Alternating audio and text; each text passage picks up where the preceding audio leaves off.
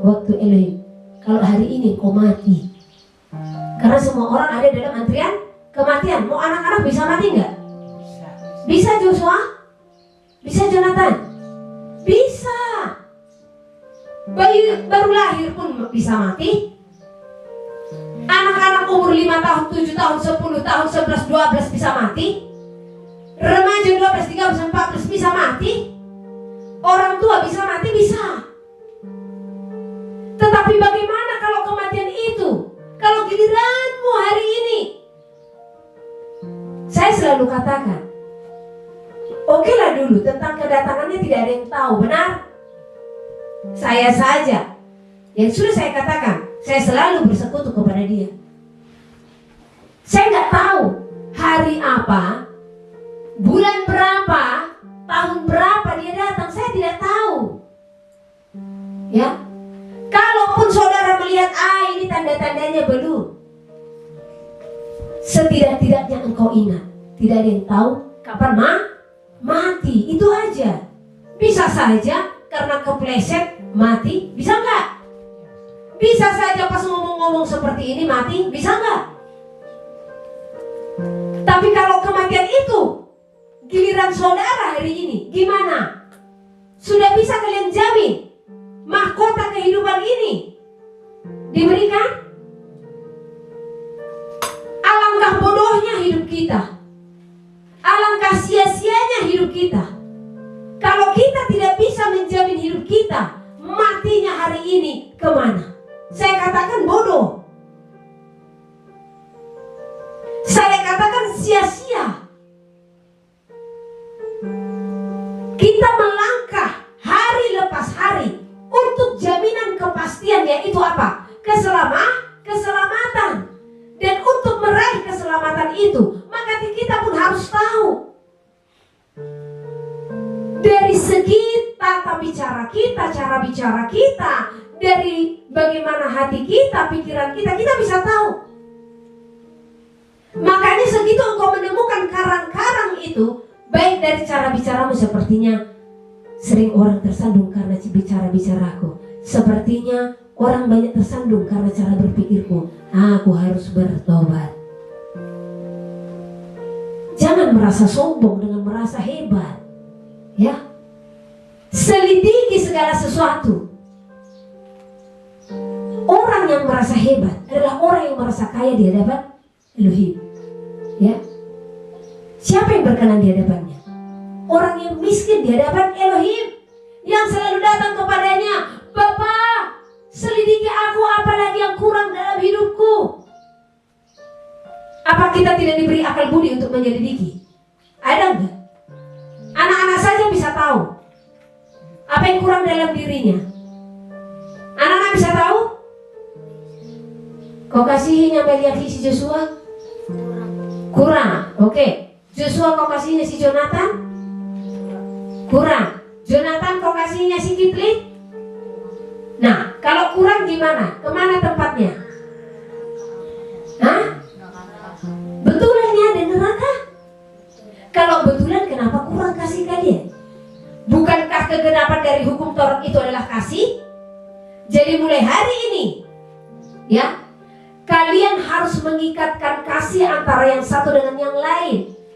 Jangan sama mama sama bapak aja mengasihi, ya, sama sahabatnya pun harus mengasihi, sama kakaknya, sama adiknya harus mengasihi. Harus ada kekompakan. Ya, jangan hanya mementingkan atau memikirkan diri sendiri. Siap? Jadi mulai besok jangan kasih kalian kurang. Di saat pekerjaan kawanmu kurang, kau lihat kayak gini, Jonathan, kau ajarin ya. Nah, yang kurang itu gimana caranya? Jangan pula, nggak bisa kok aku. Jangan ya. Kalau memang kelemahannya ada, sudah diakui kelebihan orang lain, selesai. Itu wujud dari orang yang merendahkan hati. Saling menopang, saling mengajari, ya, saling mendukung antara yang satu dengan yang lain, ya. Supaya apa? Supaya nama Elohim dipermuliakan. Ya, bahkan di saat satu contoh ada pembagian snack, ya, bukan ular, ya, pembagian makanan, ya. Saudara bisa mengingat, dilihat makanannya, aduh, si Jevanya udah dapat enggak ya? Pernah nggak kalian memikirkan itu? Atau di saat dibagi, sebelum dibagi saja, mana punya aku? Sudah seperti itu. Pernah nggak di saat kalian memakan sesuatu mengingat orang lain? Ada nggak? Kalau hari ini saudara menyadari ternyata tidak memikirkan orang lain dalam memakan sesuatu, mulai besok, mulai hari ini bertobat, ya. Saya selama di luar, di saat saya memakan sesuatu, karena tidak mungkin kan saya menolak berkat, benar? Sudah diundang makan, nggak usah lah, anak-anakku sekian puluh orang di sana nggak makan, kan nggak mungkin kan? Ya, jadi saya menerima berkat itu. Kami makan bersama-sama. Tahu nggak di saat berdoa, doa saya selalu saya katakan, kiranya hari ini ada hari kami bersama-sama. Maksudnya untuk memakan makanan yang terhidang di depan saya. Kalian selalu saya ingat di waktu saya pergi keluar, dalam apa yang masuk ke mulut saya. Makanya dalam memakan sesuatu itu saya tidak mau terlalu mewah-mewah, ya. Karena bagiku, asalkan masuk ke perut, makan selesai, kenyang tidak perlu kenyang, yang asalkan ada terisi di perut saja. Saya tidak memikirkan kenyang, karena perut itu di saat ada masuk saja sudah cukup, ya. Tapi secukupnya kita berikan, karena kalau untuk mau kenyang berhentilah sebelum kenyang, ya. Jadi ingat ya, kegenapan dari hukum Taurat adalah kasih. Oke. Jadi sebagaimana Rasul Paulus bisa memastikan kalau dia nanti mati dipancung nggak dia? Tahu dipancung, dipenggal kepalanya. Namun dia bisa memastikan sekalipun dia dipenggal kepalanya, maka matinya dia kemana? Surga. Ya. Nah, sekarang kita bisa nggak kita pastikan? Jadi mulai hari ini pastikan keselamatanmu. Karena keselamatan itu sesungguhnya sudah diberikan oleh Elohim. Jadi pastikan kalau hari ini kau mati kemana, ya. Tetapi jangan konyol, jangan pastikan kematianmu ke neraka, ya. Itu bukan pilihan, itu adalah penghakiman, ya, penghukuman. Jadi janganlah engkau memilih penghukuman, tetapi pilihlah hidup yang kekal. Kita akan baca dari ayat pertama kembali, saya akan baca. Di hadapan Elohim dan Yahushua HaMasyiah yang akan menghakimi orang yang hidup dan yang mati. Yang akan menghakimi orang yang hidup dan yang mati, karena semuanya nanti akan dihakimi, benar? Adakah yang bersedia mengambilkan saya air minum? Jadi nanti kita akan dihakimi. Seluruh umat manusia akan dihakimi. Tadi pagi saya sampaikan kepada saudara, apakah di saat kita melakukan kesalahan hari ini ada pengampunan? Ada? Ada. Dan itulah kasih karunia itu. Asalkan jangan jatuh ke dalam dosa hujat, ya. Di saat engkau melakukan kesalahan dan engkau bertelut kepada Bapa, ada pengampunan? Ada. Besok engkau bersalah, diampuni gak? Diampuni, ya. Perkara ganjaran, ya, setiap kesalahan kan ada ganjaran yang harus kita terima. Namun kalau saudara bertanya ada pengampunan? Ada. Hanya perkaranya, apakah di saat dia memberikan pengampunan kepada saudara dan saya sudah menjamin hidupmu kalau engkau mati masuk surga? Itu yang menjadi pertanyaannya. Hari ini engkau berbuat dosa dan diampuni olehnya, oke? Didengarkan anak-anak dulu. Kalau hari ini anak-anak berontak kepada orang tua, kalian minta ampun kepada Elohim, diampuni nggak? Diampuni? Diampuni. Oke, diampuni. Ya. Nah,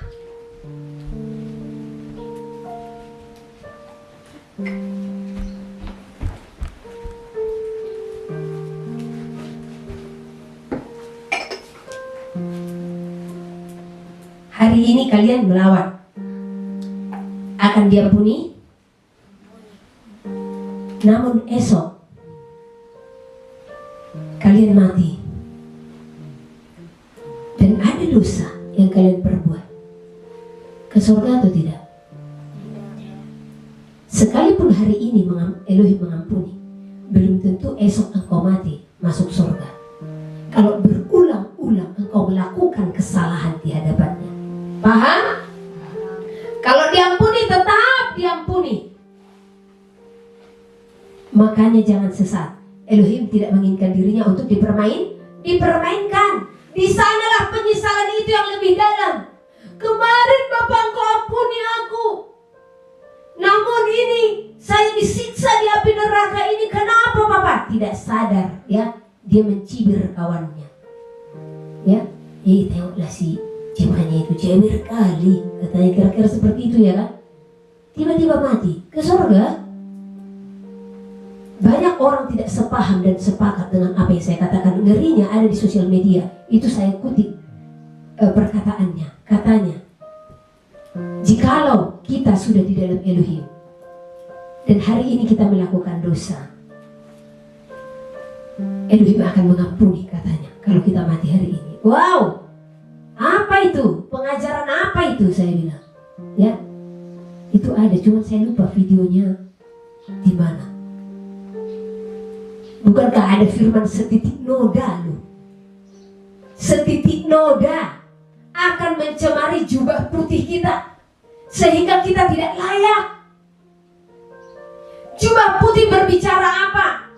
Kekudusan. Kita telah melakukan kekudusan di hadapan Elohim.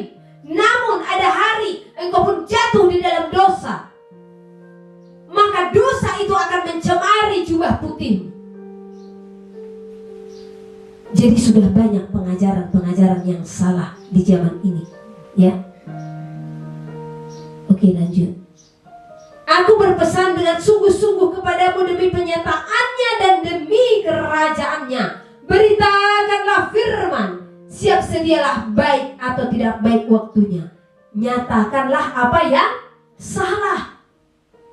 Jadi kalau ada orang yang salah di hadapanmu, tegur kesalahan. Tegurlah dan nasihatilah dengan segala kesabaran dan pengajaran. Dan ini juga lah yang kami praktekkan kepada saudara. Kesabaran ini berbicara apa? Berulang-ulang kami tetap menegur segala kesalahan kalau kami melihat kesalahan itu ada. Karena ada orang, udahlah, udah bolak-balik pun dikasih tahu, bolak-balik dia melakukan yang salah. Udahlah, udah cukup deh itu, yang penting sudah kuberitakan. Ada nggak seperti itu? Jangan pernah jemu-jemu untuk memberitakan keselamatan, untuk memberitahukan kebenaran, ya. Setiap hari kita harus menegur segala yang salah, ya. Jadi kita harus menegur dan menasihati dengan segala kesabaran dan pengajaran, diajari terus. Sabar. Jangan pernah bosan melihat seseorang, ya. Saya pernah datang kepada Bapak. Saya katakan, Bapak, saat itu saya menemukan di lapangan, ya. Sudah bolak-balik saya beritahukan, tetapi tetap mengeraskan hati, ya. Saya bilang, sudah cukuplah aku mengajari dia. Sudahlah, bawalah aku ke dalam surgamu. Seperti itulah, ya. Yang penting sudah kulakukan firman-Mu. Orang-orang yang saya hadapi memang mereka keras kepala, tegar tengkuk. Bolak-balik saya nyatakan firman-Mu, bolak-balik mereka mengeraskan hati. Sudah cukuplah itu, Bapak. Tahu kalian apa yang disampaikan kepada saya? Anakku, sudah berapa lama engkau mengikut aku? Hari itu masih baru berapa, mungkin hitungan 1 atau 2 tahun itu, ya. Saya jawab hari itu, Bagaimana hatimu menghadapi seluruh umatmu? Capek saya Bapak, jenuh, bosan, ya? Apa yang dia katakan? Bagaimana engkau ada di dalam bumi ini? Maksudnya seluruh bumi manusia, ya. Dan bagaimanakah hatiku menghadapi? Paham artinya? Bagaimana dia yang menghadapi seluruh umat manusia, bahkan sudah beribu-ribu tahun lamanya, dia tetap sabar, tidak putus asa. Kalau Elohim, ya, sudah bosan melihat dunia ini, sudah selesai dunia ini. Benar? Di situ saya tersadar dan tertampar. Umur saya saja sudah 30 sekian tahun saat itu. Saya bilang, oh iya, saya saja sudah 30 sekian tahun, sudah lebih banyak saya melukai hatimu daripada menyenangkan hatimu. Jadi hal itulah yang dibuat oleh Elohim, ya, diberikan pengajaran kepada saya supaya saya sabar menghadapi siapapun. Jadi begitu juga saudara di saat menghadapi anak, menghadapi istri, menghadapi suami, menghadapi sesama, sabar. Ya, saya pernah katakan, kunci supaya engkau bisa bertahan apa? Apa itu? Sabar. Kalau memang kita tidak ada kesabaran, maka percaya, waktu diproses dan dibentuk kita tidak sabar. Gini-gini aja, menunya hanya nasi, sayur, ya. Maka akan bosan. Maka iblis pun akan mulai merongrong. Di sana masih banyak seperti ini. Ya. Di saat kita tidak sabar, disitulah iblis akan mampu memasuki celah itu dan mengajak, ya, sesamanya 7 kali lipat yang lebih jahat, ya. Sehingga yang tadinya kamu tidak sabar, sedikit ketidaksabaranmu, ya, mulai melonjak, mulai tidak sabar sama sekali, mulai memberontak, ya, segala macam. Kalau seseorang tidak sabar, pikiran-pikiran yang jahat pun mulai muncul, ya. Nah, jadi undang si sabar itu, ya. Sabar, datanglah engkau, hampirilah aku, ya. Bukan si sabar yang di sana, roh kesabaran itu, ya. Minta itu untuk diam dalam dirimu dengan apa? Engkau berjuang, engkau bekerja. Gimana caranya supaya roh sabar itu ada dalam dirimu? Doa tanpa bekerja ya sama aja, ya kan? Kalau kita berdoa, Bapa berikan kami makan, tapi tidak bekerja, apa iya diturunkannya dari langit beras?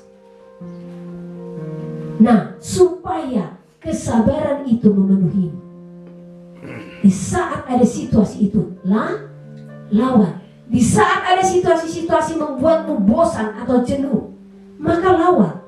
Maka percaya, roh kesabaran itu akan memenuhi. Oke? Karena akan datang waktunya orang tidak dapat lagi menerima ajaran sehat, tetapi mereka akan mengumpulkan guru-guru menurut kehendaknya untuk memuaskan keinginan telinganya.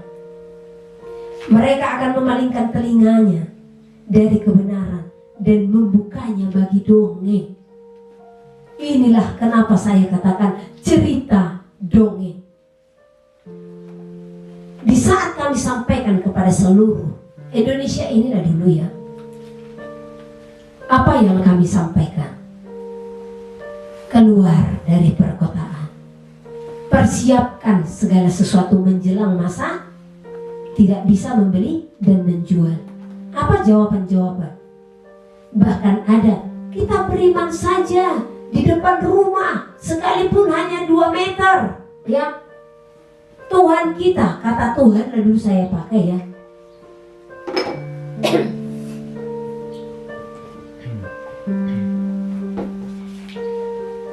Mereka selalu katakan, bukankah kita tidak ditaruhkan roh penakut? Kenapa harus takut? Hadapi semuanya dan percaya ada mujizat, katanya. Kita tanam di polybag. Hari Hari ini kita cabut percaya Dia akan maha kuasa, Dia akan memberkati, Dia melindungi. Besok akan tumbuh lagi. Nah, ini cerita apa ini? Cerita dongeng. Karena memang inilah yang disampaikan banyak orang yang tidak memiliki hikmat Elohim. Jangan salah. Banyak orang yang menyatakan dirinya sebagai hamba Tuhan, namun sesungguhnya hikmat Elohim tidak diam di dalamnya. Di saat apa?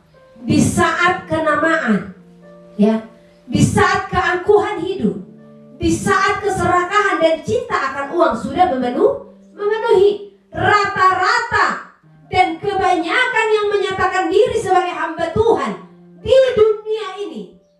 Sudahlah cinta akan uang, dan inilah yang mengikat yang katanya para hamba.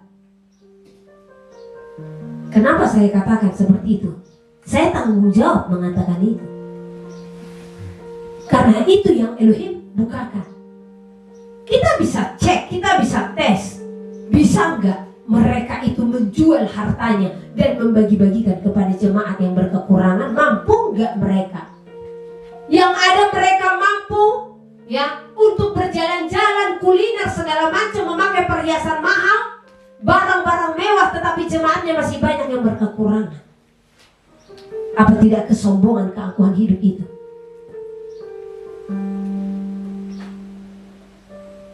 Namun banyak manusia yang bahkan menutup telinganya akan berita kebenaran. Dan ini dikatakan, akan datang waktunya orang tidak dapat lagi menerima ajaran sehat.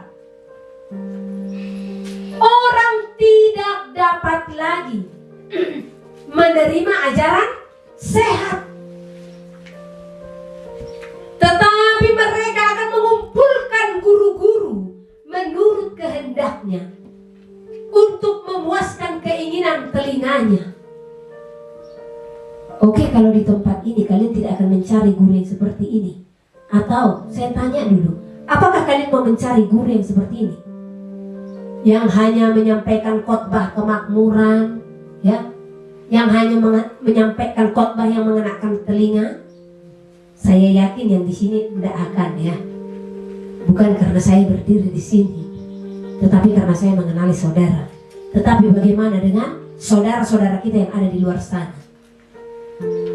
Saya sampaikan, ya, janganlah engkau menutup hatimu untuk ajaran yang sehat. Karena ajaran yang sehat itu, dia akan menegur segala kesalahan. Coba lihat, apakah hal ini dipraktekkan? Banyak yang mengaku sebagai hamba-hamba Tuhan, mereka tidak menegur kesalahan. Salah satu contoh, salah nggak kalau pakaiannya tidak sopan ke gereja? Salah nggak sebenarnya kalau pakai you can see ke gereja? Salah.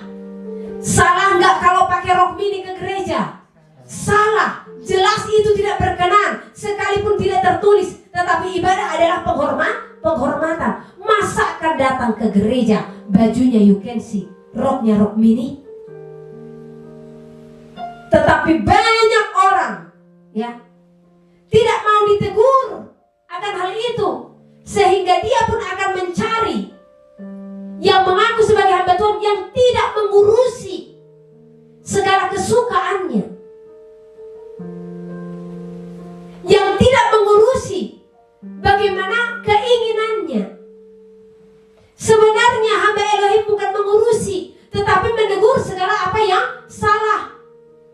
Masakan sudah salah di depan mata, kita tidak menegur. Ini kemarin saya mendengarkan, ada di mana ini ya? Sulawesi, ya. Ada gereja yang bahkan, ya, ini gereja apa sebenarnya saya tahu, ya. Nah, ini saya bukakan saja, ini daerah Manado kalau nggak salah ini, ya. Kemarin itu saya dikirimin video. Kalau saudara salah satu di dalamnya bertobat, ya, mereka membuat acara. Dan di dalam acara itu apa acaranya? Senam, ya. Nah, Jadi berkumpul bersama-sama saudara-saudara seiman. Dan waktu mereka senam, mereka itu menari-nari dengan apa? Lagu dunia. Dan mohon maaf, apakah pakaian senam itu layak? Dan bertemu dengan saudara seiman, apakah itu layak? Sungguh sangat tidak sopan. Karena pakaian yang dipakai membentuk lekukan tubuh. Dan gerakan-gerakan yang mereka gerakkan juga gerakan seperti apa? Bagaimana antara kaum Adam dan Hawa?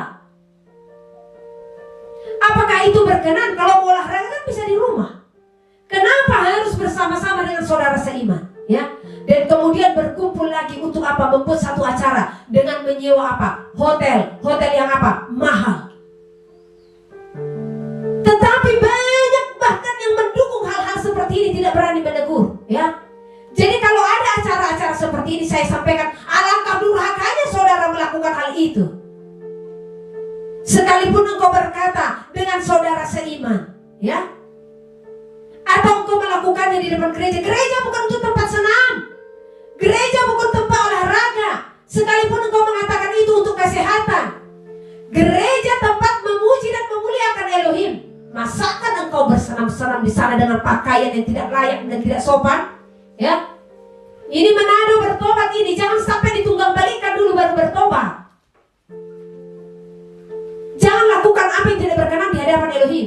Dan bukan hanya Manado, ya, banyak wilayah-wilayah di Indonesia ini yang bahkan dihubungkan dengan hal-hal duniawi. Salah satu contoh, Hari Raya Imlek. Itu jelas semua kita tahu itu hari rayanya siapa yang disembah di sana, ya. Dan apa logo-logonya? Saya sampaikan kepada kita, ya, untuk mengucapkan apa itu? Gong si pacai, satu lagi cap gobeng, Kyonghi, ya. Nah, ini namanya orang-orang Kristen masih sanggup untuk mengucapkan itu dan memakai logo-logo mereka. Saya katakan berkenan tidak? Tidak. Tapi jangan karena menjaga hati, apalagi ya, mereka ini domba-domba tambun, ya. Sang pemberi berkat yang banyak ke gereja biasanya dari mereka ini, ya.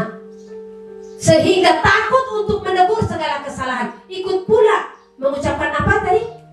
Yang terakhir, Kyonghi. Coba saudara cek, itu salam kepada siapa? Cek.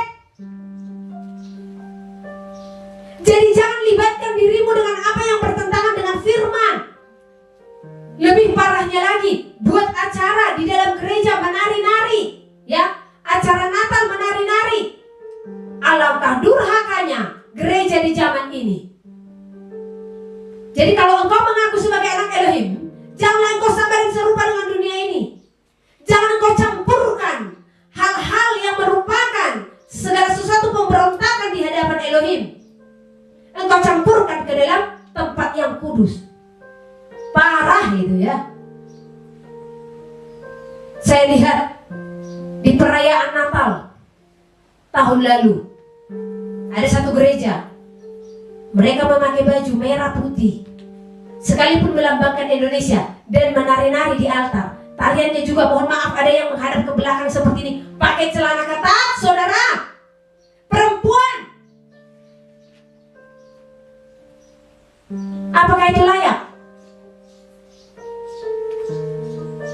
Dan bagaimana tentang hamba-hamba? Menegur tidak? Banyak yang tidak mau lagi menegur orang-orang seperti ini. Takut nanti nggak datang ke gereja, nggak berjalan persepuluhan, nggak berjalan persembahan, serakah. Dan banyak juga umat manusia yang tidak mau ditegur dalam hal ini, sehingga dia hanya mencari gereja yang tidak mau menegur kesalahannya. Kalau saya, semua saya tegur kalau memang itu salah. Jadi bertobat. Jangan hanya mencari segala sesuatu yang merupakan cerita dongeng.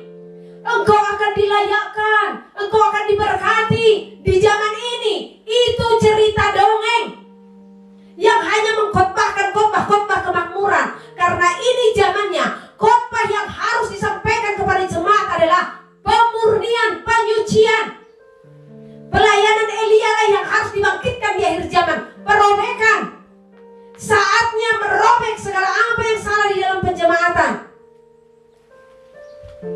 Kalau tidak diterima ya sudah, tegur apa yang salah.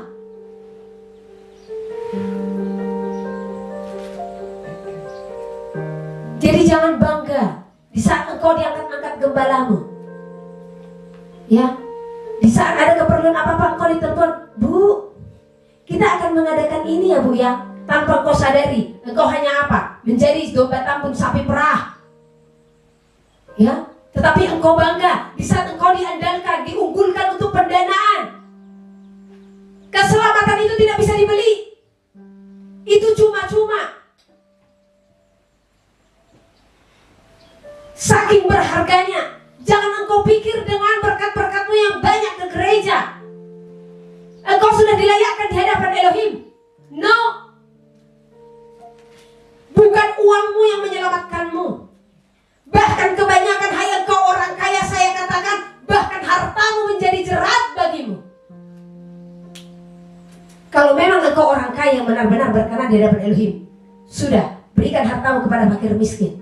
Bukan supaya apa? Engkau diunggulkan di dalam gereja, duduk di depan. Praktek akan firman ini, praktek akan cerita-cerita di dalam buku yang sempurna ini masih nyata di akhir zaman. Yang berpakaian bagus didudukkan di depan, ya kan?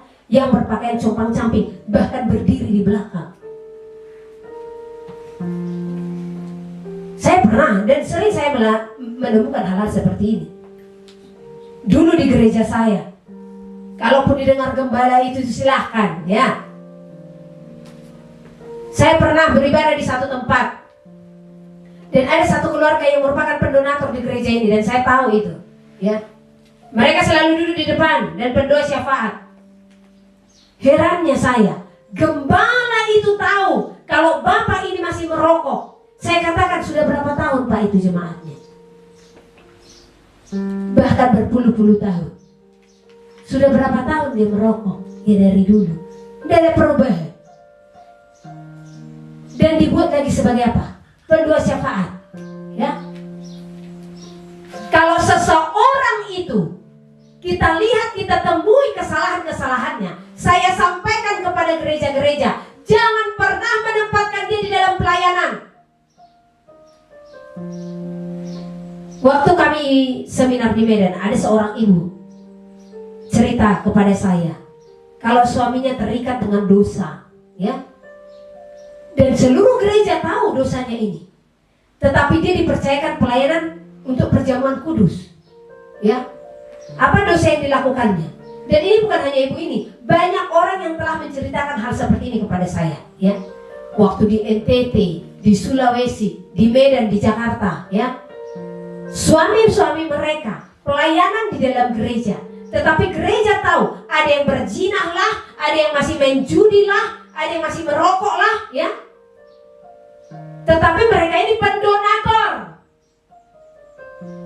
Karena mereka pendonator, sehingga gereja-gereja menempatkan mereka untuk pelayanan. Saya katakan, kalau ada gembala-gembala yang seperti ini, bertobat saudara. Sebab apa? Penghakiman nyata atas hidupmu. Bukankah altar itu kudus? Masakan hanya karena berkatnya banyak, engkau pun menempatkan dia di dalam pelayanan kudus, apalagi pelayanan perjamuan. Jangankan pelayanan perjamuan, penerima tamu pun tidak layak. Jadi bagi para gereja-gereja, sebarkan ini, siarkan ini. Saya sampaikan kepada gembala-gembala yang masih menempatkan orang-orang seperti ini di dalam pelayanan gereja. Saya katakan bertobat, apalagi terlebih karena dia itu sebagai pendonator di dalam gerejamu. Bukankah cinta akan uang adalah akar dari segala kejahatan? Tetapi orang banyak yang mencari seperti ini. Baginya pendeta-pendeta, apalagi mengajarkan berita-berita yang keras seperti ini, pengajaran keras seperti ini. Enggak betul itu, sesat itu. Siapa yang mereka cari? Ya ini tadi, guru-guru yang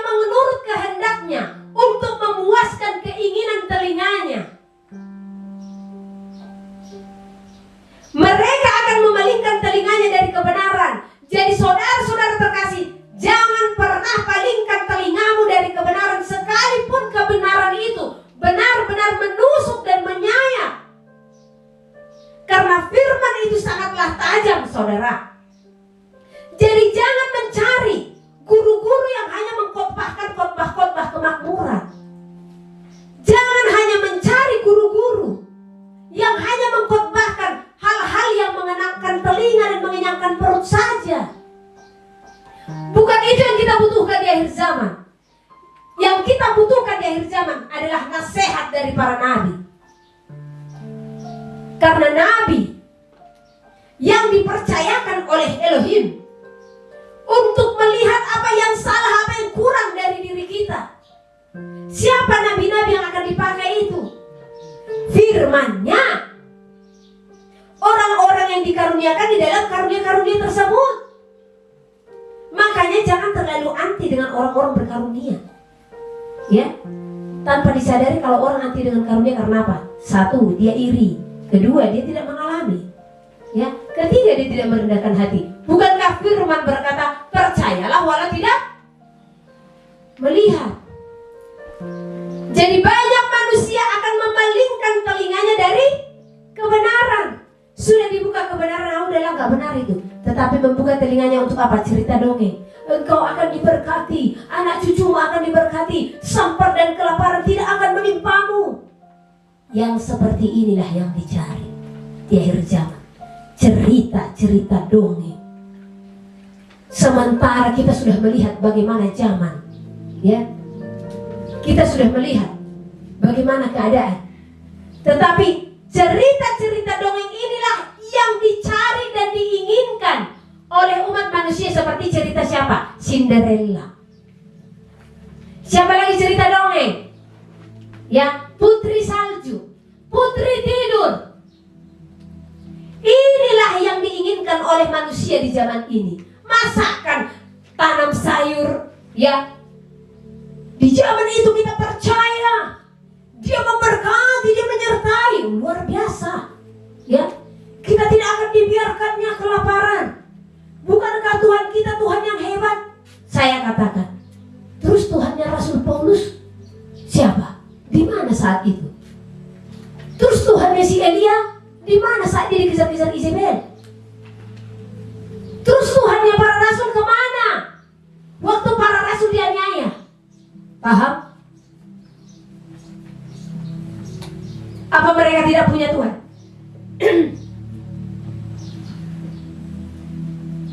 Apa mereka tidak punya Elohim? Bahkan Elohim mereka sangat dekat. Elohim mereka, Elohim kita juga. Mereka sangat dekat dengan Elohim itu.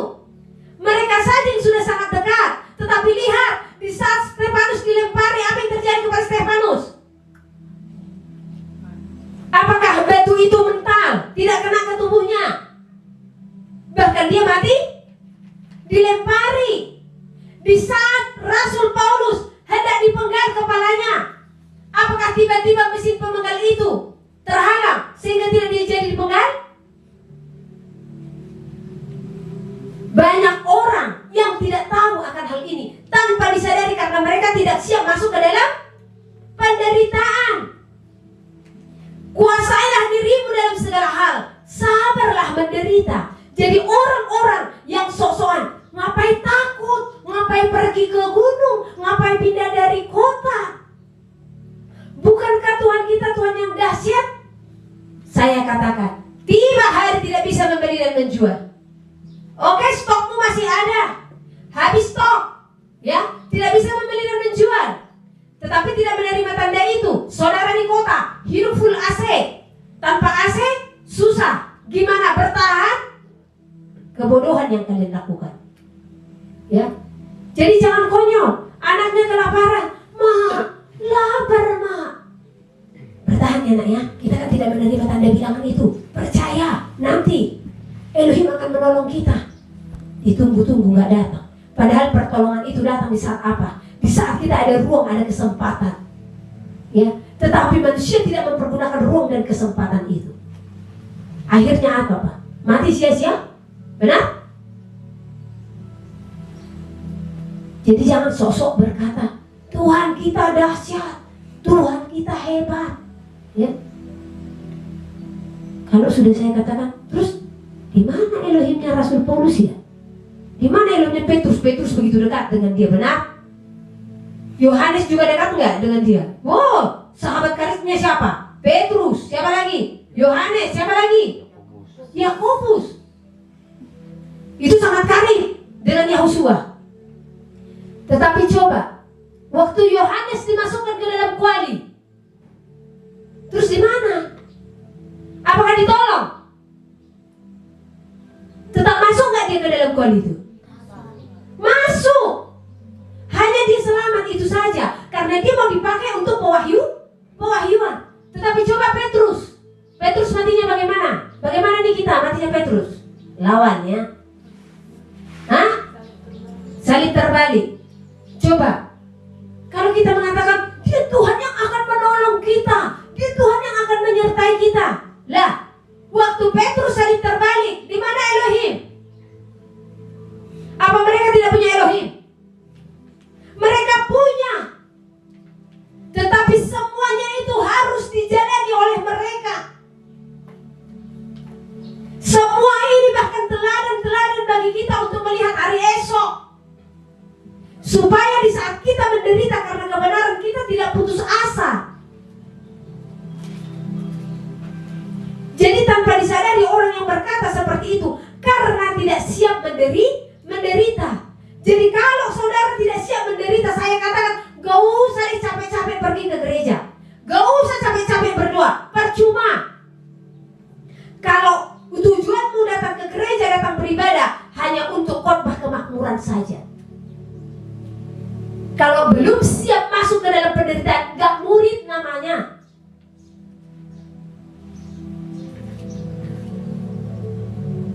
Coba ingat, suatu saya sampaikan itu di Makassar itu ya. Saya bilang, Bu, ingat gak? Waktu orang-orang yang jiwanya itu sudah diselamatkan, mereka menjerit kepada Bapak, Bapak, sampai kapankah engkau akan menghakimi bumi ini? Kapankah masanya, kapankah waktunya? Coba kita buka dulu Wahyu pasal ke-6 ini. 6 apa 5 ini?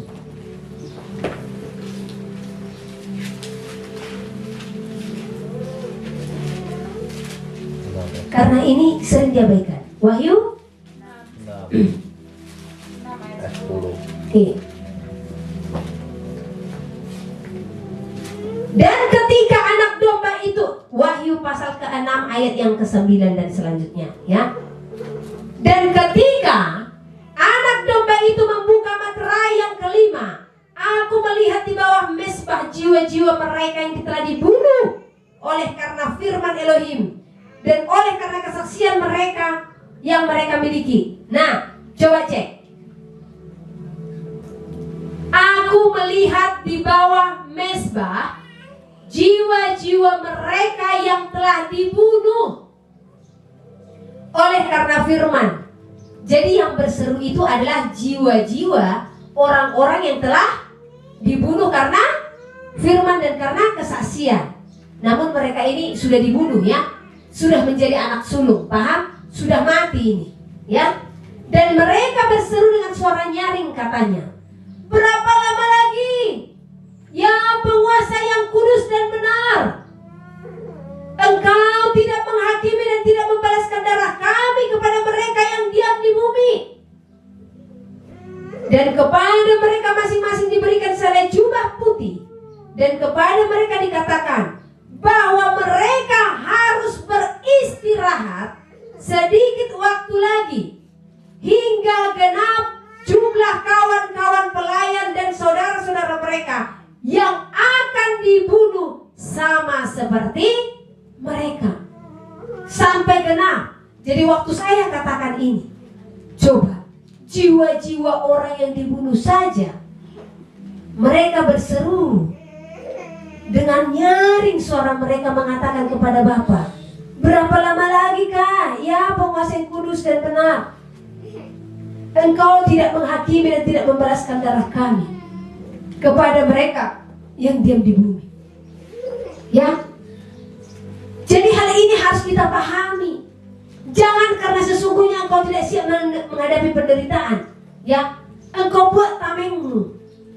Oh, Tuhan itu maha kuasa. Kita tidak diberikan roh penakut. Dia akan melindungi. Perang dan sampar tidak akan mengikuti, tidak akan menimpa kita. Lihat yang di Yeremia itu, bagaimana bahkan yang mengaku sebagai nabi, dia mengatakan, Elohim berfirman kepadaku, katanya, kita tidak akan tertimpa perang. Banyak. Kita tidak akan tertimpa sampar. Ya, itu kata nabi itu. Tetapi apa yang dikatakan Elohim? Bahkan dia yang bernubuat itu. Nubuatnya apa? Cerita dongeng berarti ya. Jadi yang saya maksud cerita dongeng itu apa? Nubuatan-nubuatan palsu, cerita-cerita palsu yang hanya mengenakan telinga saja. Itulah cerita dongeng. Jadi yang di dalam Yeremia itu, seorang nabi bernubuat kepada umat Israel. Mereka berkata, dia berkata, kalau seluruh umat itu akan dibebaskan dari sampar dan perang. Tetapi Elohim berkata, dia hanya menyatakan rekaan hati saja. Aku tidak berfirman kepadanya. Bahkan dia beserta anak cucunya akan tertimpa perang dan kelaparan dan sampar. Ya. Jadi jangan mengharapkan khotbah-khotbah kemakmuran di akhir zaman. Gak ada lagi.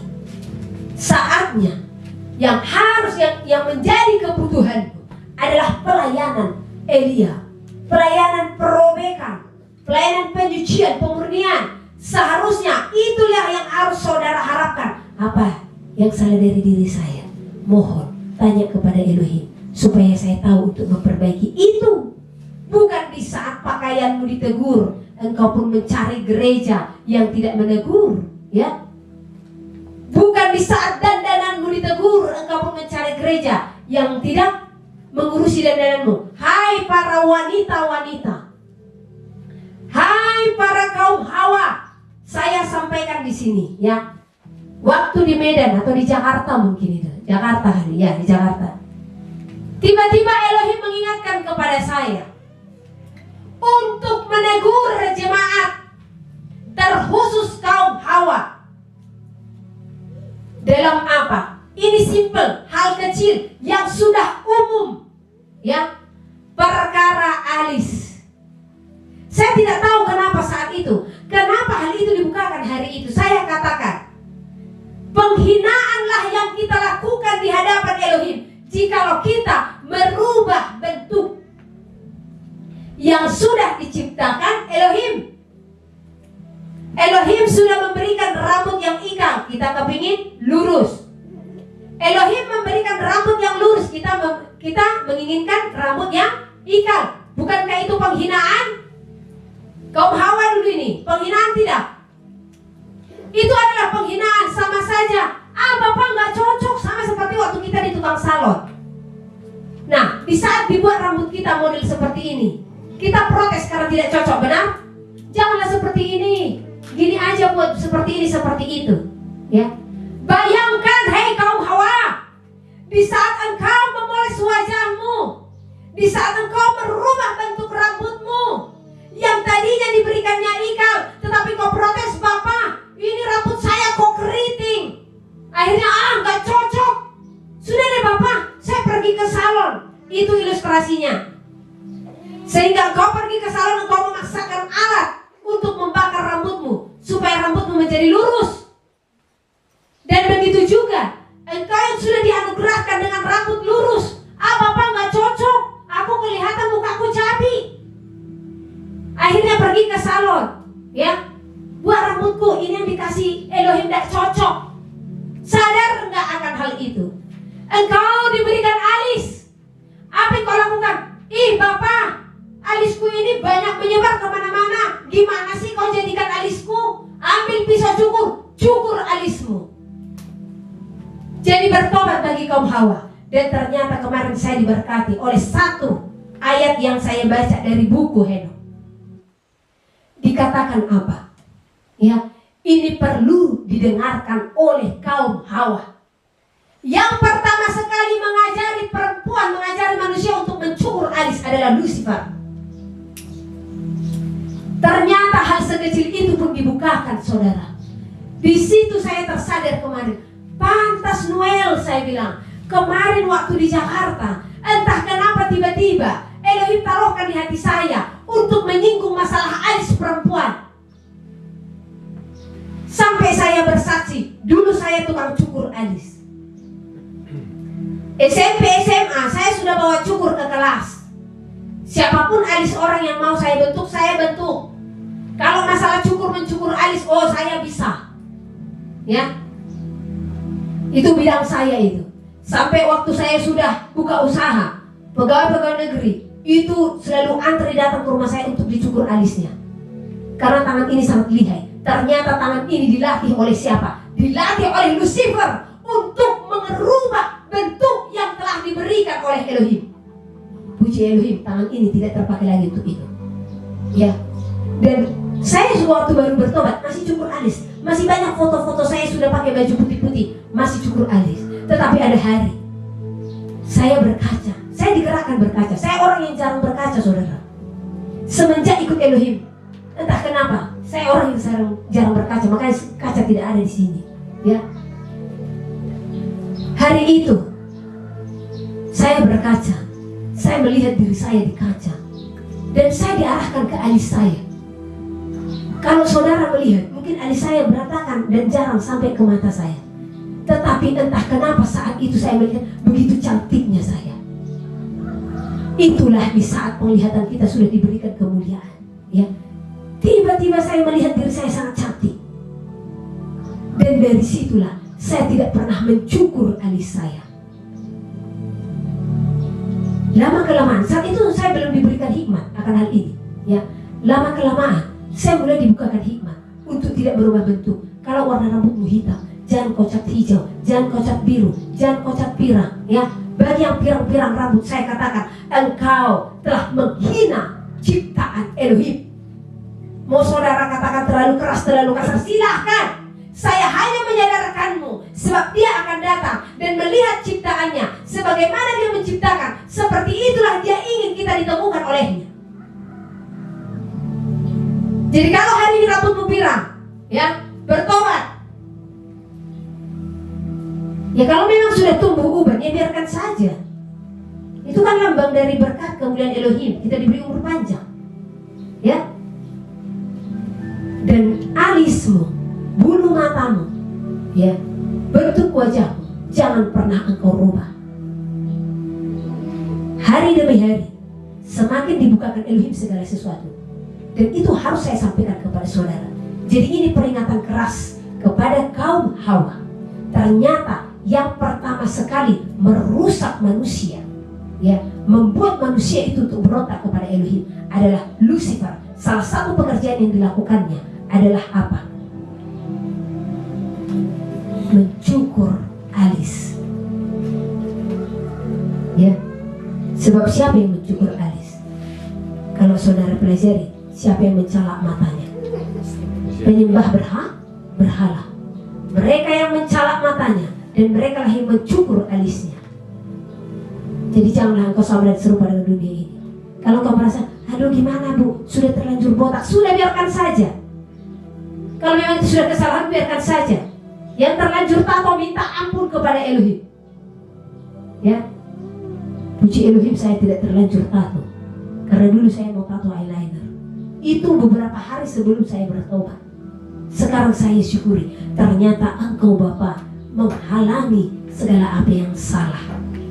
Ya, jadi bagi kaum Hawa, sekali lagi saya katakan, jangan pernah merubah raut wajah.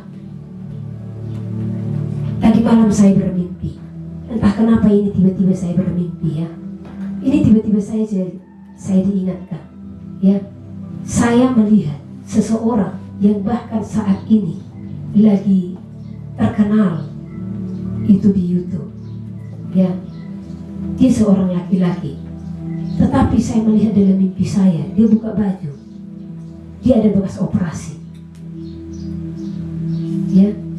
Itu tiba-tiba saja itu saya bermimpi. Saya tidak ingat dia sepanjang hari, saya tidak ingat dia. Bahkan saya tidak melihat video-videonya. Tetapi tiba-tiba saya bermimpi.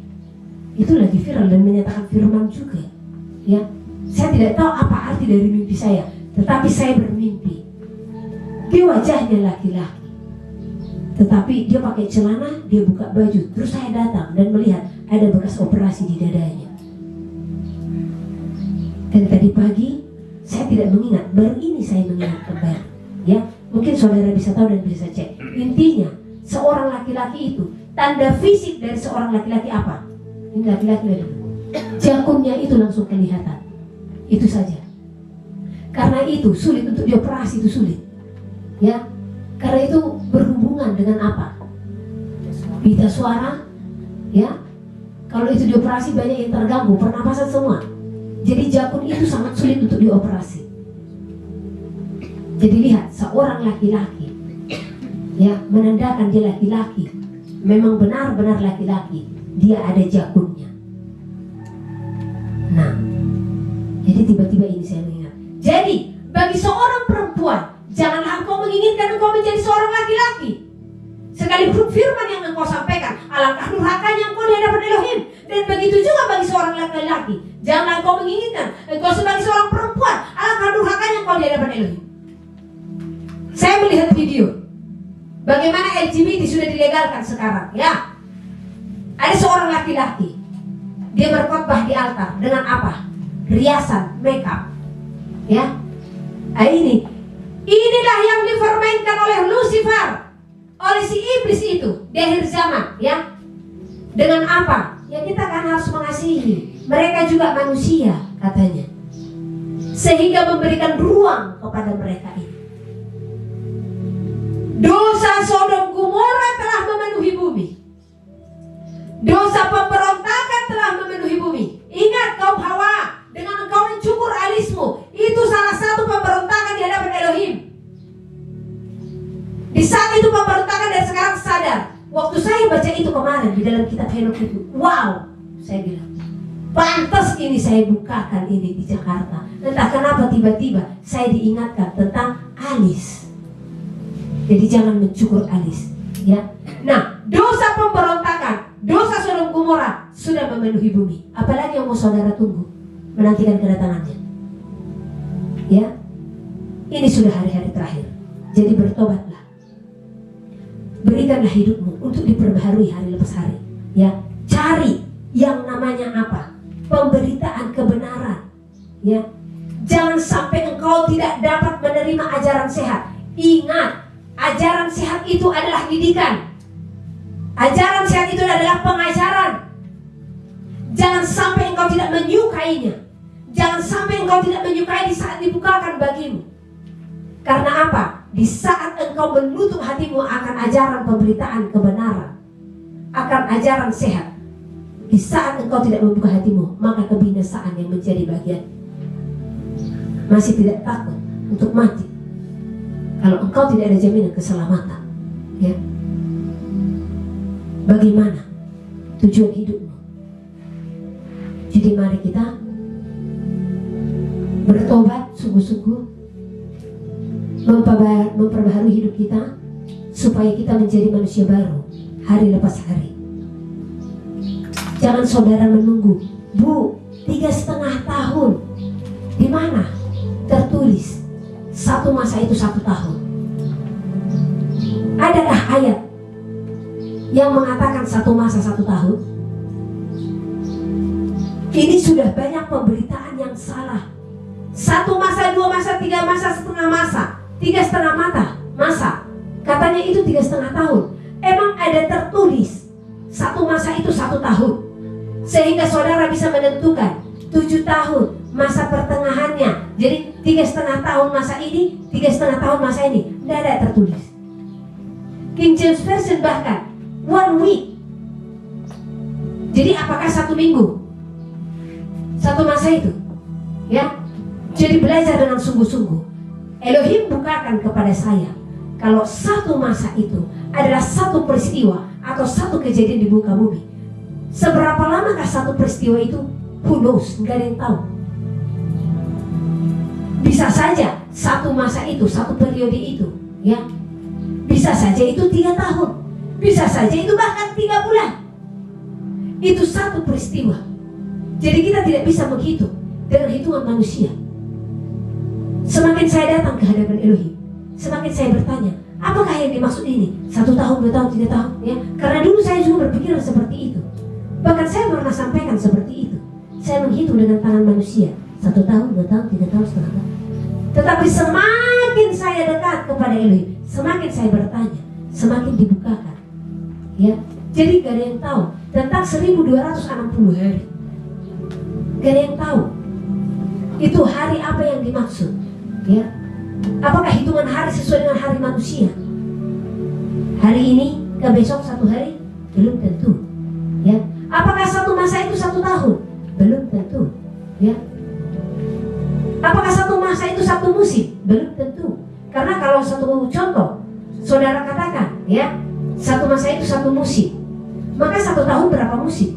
Ada yang 3 musim, ada yang 4 musim. Ya, jadi belum tentu. Jadi gak ada yang tahu. Makanya mintalah hikmat daripada Elohim, mintalah bijaksana daripada Elohim untuk mengenal, untuk mengetahui zaman ini. Intinya lihat aja, masa kesukaran sudah memenuhi bumi. Kesukaran itu seperti apa? Di saat setiap orang semakin mencintai dirinya sendiri, kasih semakin dingin, anak berontak kepada orang tua. Inilah masa kesukaran yang sebenarnya. Dan marilah jangan bermain-main lagi, bertobat sungguh-sungguh, ya, selagi kesempatan masih diberikan kepada kita. Baiklah saudara terkasih, demikianlah renungan firman yang bisa saya sampaikan kepada kita semua. Jangan menginginkan cerita dongeng, cerita yang hanya mengenakan telinga saja, ya. Tetapi sukailah ajaran yang sehat. Ingat, ajaran sehat itu adalah didikan. Didikan itu adalah teguran. Jadi berikanlah hatimu di saat kesalahanmu ditegur, supaya apa? Engkau tidak binasa, melainkan beroleh hidup yang kekal. Amsal pasal 29. Siapa bersih tegang leher, walaupun telah mendapat teguran, akan sekonyong-konyong diremukkan tanpa dapat dipulihkan lagi. Jika orang benar bertambah, bersukacitalah rakyat. Tetapi jika orang fasik memerintah, berkeluh kesahlah rakyat. Orang yang mencintai hikmat, menggembirakan ayahnya. Tetapi siapa yang bergaul dengan pelacur, memboroskan harta. Dengan keadilan, seorang raja menegakkan negerinya. Tetapi orang yang memungut banyak pajak, meruntuhkannya. Orang yang menjilat sesamanya, membentangkan jerat di depan kakinya. Orang yang jahat terjerat oleh pelanggarannya, tetapi orang benar akan bersorak dan bersukacita. Orang benar mengetahui hak orang lemah, tetapi orang fasik tidak mengertinya. Pencemooh mengacaukan kota, tetapi orang bijak meredakan amarah. Jika orang bijak berperkara dengan orang bodoh, orang bodoh ini mengamuk dan tertawa, sehingga tak ada ketenangan. Orang yang haus akan darah membenci orang saleh, tetapi orang yang jujur mencari keselamatannya. Orang bebal melampiaskan seluruh amarahnya, tetapi orang bijak akhirnya meredakannya. Kalau pemerintah memperhatikan kebohongan, semua pegawainya menjadi fasik. Si miskin dan si penindas bertemu, dan Tuhan membuat mata kedua orang itu bersinar. Raja yang menghakimi orang lemah dengan adil, tahtanya tetap kokoh untuk selama-lamanya. Tongkat dan teguran mendatangkan hikmat, tetapi anak yang dibiarkan mempermalukan ibunya. Jika orang fasik bertambah, bertambahlah pula pelanggaran, tetapi orang benar akan melihat keruntuhan mereka. Didiklah anakmu, maka ia akan memberikan ketentraman kepadamu dan mendatangkan sukacita kepadamu. Bila tidak ada wahyu, menjadi liarlah rakyat. Berbagailah orang yang berpegang pada hukum. Dengan kata-kata saja seorang hamba tidak dapat diajari, sebab walaupun ia mengerti, namun ia tidak mengindahkannya. Kau lihat orang yang cepat dengan kata-katanya. Harapan lebih banyak bagi orang bebal daripada bagi orang itu. Siapa memanjakan hambanya sejak muda, akhirnya menjadikan dia keras kepala. Si pemarah menimbulkan pertengkaran, dan orang yang lekas gusar banyak pelanggarannya. Keangkuhan merendahkan orang, tetapi orang yang rendah hati menerima pujian. Siapa menerima bagian dari pencuri, membenci dirinya. Didengarnya kutuk, tetapi tidak diberitahukannya. Takut kepada orang mendatangkan jerat, tetapi siapa percaya kepada Tuhan, dilindungi. Banyak orang mencari muka pada pemerintah, tetapi dari Tuhan orang menerima keadilan. Orang bodoh adalah kekejian bagi orang benar. Orang yang jujur jalannya adalah kekejian bagi orang fasik. Amsal pasal 30. Perkataan-perkataan Agur bin Yake. Perkataan Agur bin Yake dari Masa. Tutur kata orang itu, "Aku berlelah-lelah ya Allah, aku berlelah-lelah sampai habis tenagaku, sebab aku ini lebih bodoh daripada orang lain. Pengertian manusia tidak ada padaku, juga tidak kupelajari hikmat, sehingga tidak dapat kukenal yang Maha Kudus. Siapakah yang naik ke surga lalu turun? Siapakah yang telah mengumpulkan angin dalam genggamnya? Siapakah yang telah membungkus air dengan kain? Siapakah yang telah menetapkan segala ujung bumi? Siapa namanya dan siapa nama anaknya? Engkau tentu tahu. Semua firman Allah adalah murni. Ia adalah perisai bagi orang-orang yang berlindung padanya. Jangan menambahi firman-Nya, supaya engkau tidak ditegurnya dan dianggap pendusta. Dua hal aku mohon kepadamu, jangan itu kau tolak sebelum aku mati, yakni, jauhkanlah daripadaku kecurangan dan kebohongan. Jangan berikan kepadaku kemiskinan atau kekayaan. Biarkanlah aku menikmati makanan yang menjadi bagianku, supaya kalau aku kenyang, aku tidak menyangkalmu dan berkata, siapa Tuhan itu? Atau kalau aku miskin, aku mencuri dan mencemarkan nama Allahku. Jangan mencerca seorang hamba pada tuannya, supaya jangan ia mengutuki engkau, dan engkau harus menanggung kesalahan itu. Ada keturunan yang mengutuki ayahnya, dan tidak memberkati ibunya. Ada keturunan yang menganggap dirinya tahir, tetapi belum dibasuh dari kotorannya sendiri. Ada keturunan yang berpandangan angkuh, yang terangkat kelopak matanya. Ada keturunan yang giginya adalah pedang, yang gigi geliginya adalah pisau, untuk memakan habis dari bumi orang-orang yang tertindas, orang-orang yang miskin di antara manusia. Si lintah mempunyai 2 anak perempuan, untukku dan untukku. Ada 3 hal yang tak akan kenyang, ada 4 hal yang tak pernah berkata cukup. Dunia orang mati dan rahim yang mandul, dan bumi yang tidak pernah puas dengan air, dan api yang tidak pernah berkata cukup. Mata yang mengolok-olok ayah dan enggan mendengarkan ibu akan dipatuk gagak lembah dan dimakan anak Raja Wali. Ada 3 hal yang mengherankan aku, bahkan ada 4 hal yang tidak ku mengerti. Jalan Raja Wali di udara, jalan ular di atas cadas, jalan kapal di tengah-tengah laut, dan jalan seorang laki-laki dengan seorang gadis. Inilah jalan perempuan yang berzina. Ia makan, lalu menyeka mulutnya dan berkata, aku tidak berbuat jahat. Karena 3 hal bumi gemetar, bahkan karena 4 hal ia tidak dapat tahan. Karena seorang hamba, kalau ia menjadi raja. Karena seorang bebal, kalau ia kekenyangan makan. Karena seorang wanita yang tidak disukai orang, kalau ia mendapat suami. Dan karena seorang hamba perempuan, kalau ia mendesak kedudukan nyonyanya. Ada 4 binatang yang terkecil di bumi, tetapi yang sangat cekatan. Semut, bangsa yang tidak kuat, tetapi yang menyediakan makanannya di musim panas. Pelanduk, bangsa yang lemah, tetapi yang membuat rumahnya di bukit batu. Belalang, yang tidak mempunyai raja, namun semuanya berbaris dengan teratur. Cicak yang dapat kau tangkap dengan tangan, tetapi yang juga ada di istana-istana raja. Ada 3 binatang yang gagah langkahnya, bahkan 4 hal yang gagah jalannya, yakni singa yang terkuat di antara binatang, yang tidak mundur terhadap apapun, ayam jantan yang angkuh atau kambing jantan, dan seorang raja yang berjalan di depan rakyatnya. Bila engkau menyombongkan diri, tanpa atau dengan berpikir, tekapkanlah tangan pada mulut. Sebab kalau susu ditekan, mentega dihasilkan.